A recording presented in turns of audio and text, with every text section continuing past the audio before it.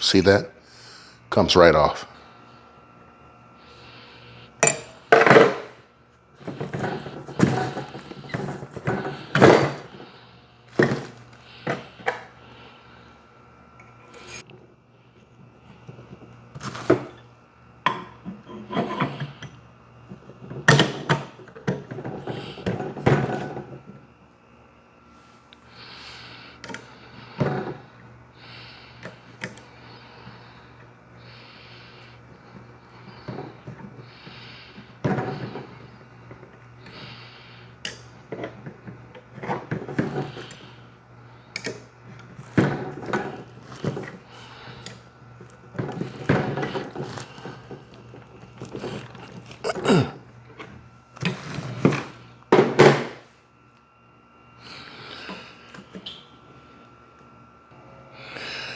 So now that I've replaced this clamp here, we've got to remove this one.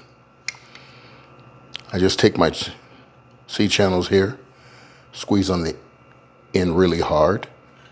Doesn't take much force.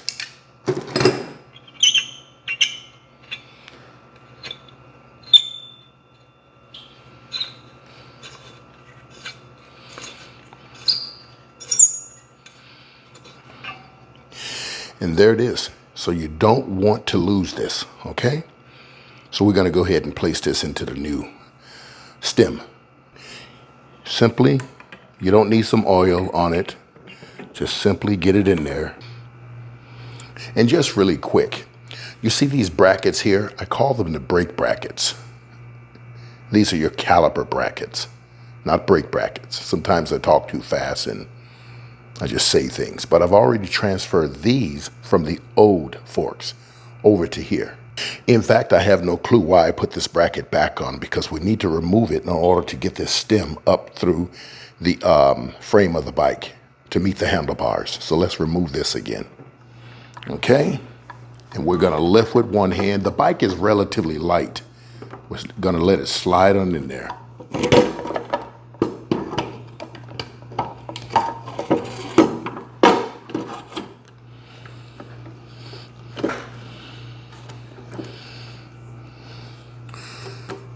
Here we go.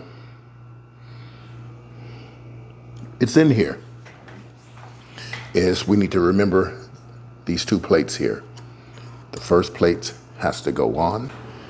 So essentially what I was stating is that in order to get this ring here as flush down here, you've got to have this bike leveled. So take off the kickstand and make sure that the bike is in a straight up position in order to get this ring down. The same way you took it off, put it back on. They say it doesn't matter, but I'm a big proponent of putting things back the way they were. So you notice there's a split in that sort of washer, whatever you want to call it. And so this is facing towards the front. Then you have your cap here, and the cap just simply goes on top. And the cap sort of, it's weird because it sucks onto here. There's no rubber here. This is all metal. But in here, you may think this is metal until you look close. And you'll notice that there's a rubber right around in here. You see that? See that black rubber? Yeah. So it sucks on here and really pushes down. So this is a good thing. And from this point, I'm going to go ahead and put on the top bracket right here. Voila. So I'm going to tighten this bolt down here. You can do this with a drill, but sometimes drills or impact guns may be, you know, very harsh. And so you got to be very careful when using such tools. Take your time, don't strip your bolts, and utilize the tools that Aniioki sent you, okay? That's why I say, you know, learn your bike.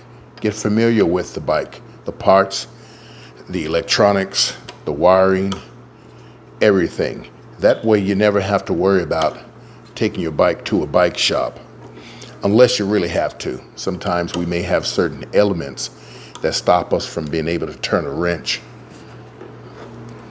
Now, remember, there's torque specs to each bolt on these bikes.